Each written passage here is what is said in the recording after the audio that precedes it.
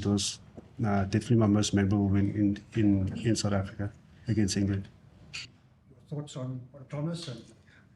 Yeah, Thomas, and we come a long way. In 2019, he didn't make the World Cup squad, and when Trevor got injured, Thomas flew in, and I remember he had some friends and family that travelled there because it was such a close call. Should he go and shouldn't he go?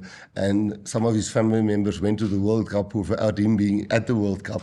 And then Trevor got injured. And since then, Thomas is a real good student of the game. He's a very professional guy. And he certainly, I think he's in Bath, they made him a really valuable team member in the team.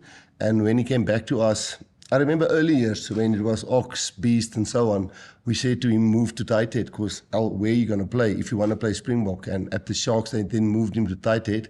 And when we got him back last year, we needed him at loose head and he played the first game loose head. And he said, no, I'm a tight head now. And since then, what he does in the team environment is awesome, like most guys in the team. And you know, I think he got man of the match a few times. They scored tries there. But Test match rugby is a level up. And I'm sure the English players will know him pretty well. So, and he will know them pretty well. So, no, he's a good man. He deserves all the credit he's getting. But he must just keep on doing it fast.